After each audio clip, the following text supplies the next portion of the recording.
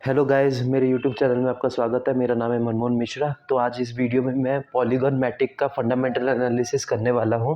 तो जिस टॉपिक पे हम डिस्कस करने वाले हैं, पहला है फाउंडर, मतलब इन इन किन्होंने इसको लॉन्च किया है। और फिर मैं आपको मैटिक के बारे में बताने वाला हूं, फिर इसका मेन यूज़ केस बताने वाला हूं कि ये क्रिप्टो किस में काम करता है और आपको इसमें इन्वेस्टमेंट किस लिए करना चाहिए।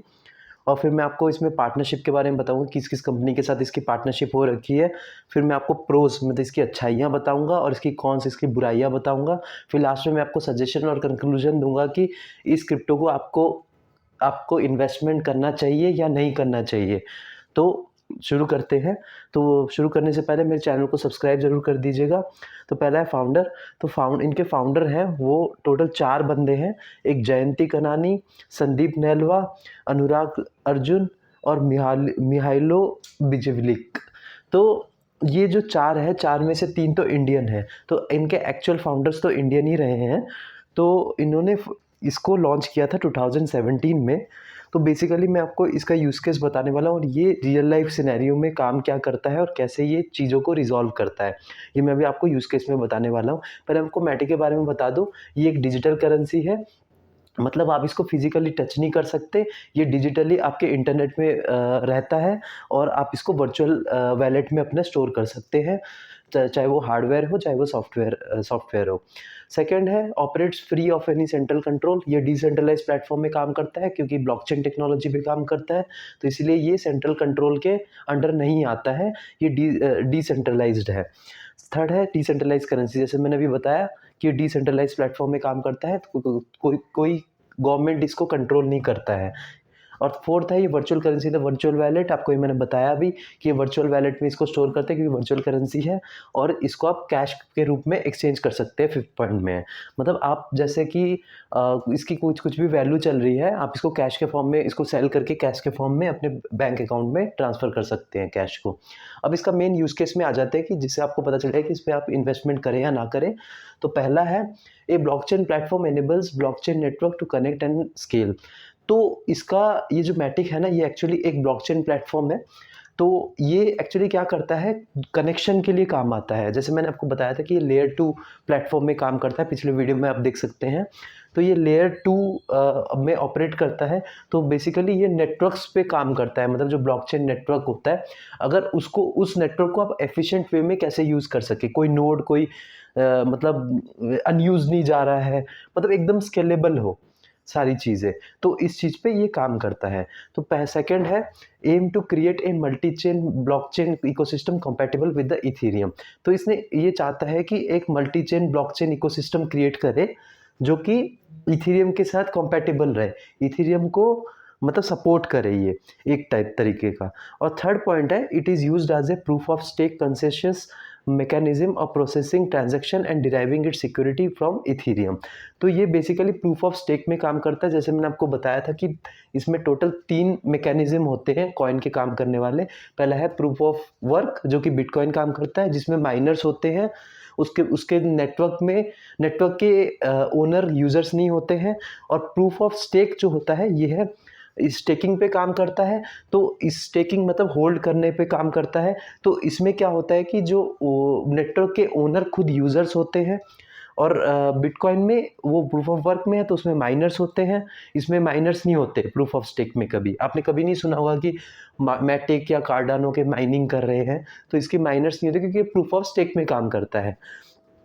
तो इसके जितने भी ट्रांजैक्शन होते हैं वो प्रूफ ऑफ स्टेक से काम होते हैं। और दूसरा डिराइविंग, और इसकी जो सिक्योरिटी होती है वो इथेरियम से डिराइव होती है। अब चौथा जो है वो आप देख सकते हैं कि used in D apps such as DeFi and NFTs. तो इसको आप डिसेंट्रलाइज ऐप में भी यूज़ कर सकते हैं। जैसे कि मैंने आपको बताया था कि जो इथेरियम है वो ब्लॉकचेन एज ए प्लेटफॉर्म काम करने वाला है। मतलब जैसे कि आपको पता है प्लेटफॉर्म क्या होता है, जैसे एंड्रॉयड हो गया जो डॉट एपीके के फॉर्म में होते हैं, फिर विंडोज़ हो गया, फिर आपका सिम्बियंस हो गया, उसके बाद iOS हो गया। तो ये सारे प्लेटफॉर्म होते हैं। तो इथेरियम का प्लान है कि ये सारे ब्लॉकचेन प्लेटफॉर्म में काम करे, तो इसलिए इसको डी ऐप, डिसेंट्रलाइज ऐप कहा जाता है, जैसे डीफाई और एनएफटीज होता है। अब पांचवा जो है ये ऑपरेट्स ऑन लेयर 2। तो आपको जैसे मैंने बताया कि लेयर 2 में काम करता है मैटिक पॉलीगन। तो आपको लेयर 1, लेयर 2, लेयर 3 को मैं शॉर्ट बता देता हूँ। जैसे आप एग्जांपल ले लीजिए अपना मोबाइल। तो मोबाइल में यहाँ पे 3 काम करते हैं, एक बैक एंड, फ्रंट एंड और बीच का काम होता है। तो बैक एंड में क्या होता है, जैसे सॉफ्टवेयर चीज़ें हो गई, जैसे आपको पता है एंड्रॉयड की प्रोग्रामिंग होती है, तो एंड्रॉयड का प्लेटफॉर्म अंदर से इंस्टॉल होता है।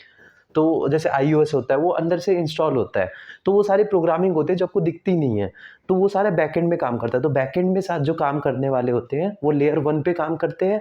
तो लेयर 1 जो हो गया वो होता है बिटकॉइन, इथीरियम, सोलाना, ये सारे जो होता है ये लेयर 1 पे काम करने वाले होते हैं, तो ये फाउंडेशन होता है।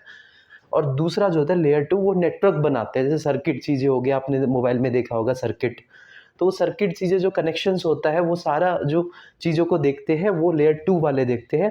तो पॉलीगॉन मैटिक इसी पे ही ऑपरेट करता है, तो ये एज ए सपोर्ट काम करता है लेयर 1 को, जो कि लेयर 3 का फीचर्स एनहांस कर सके। तो अब लेयर 3 क्या होता है, लेयर 3 यूआई होता है। यूआई मतलब यूज़र इंटरफेस।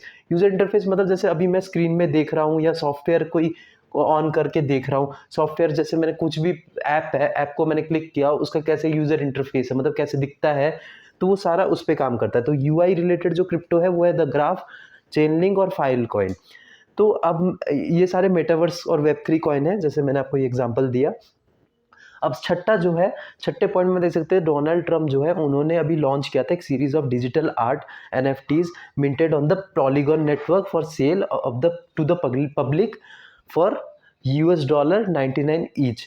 तो इन्होंने एक्चुअली इलेक्शन के टाइम में क्या किया था, एक डिजिटल आर्ट NFTs को मतलब लॉन्च किया था, जो कि पॉलीगन नेटवर्क पे काम कर रहा था, और उसको सेल भी किया था एक को $99 पे।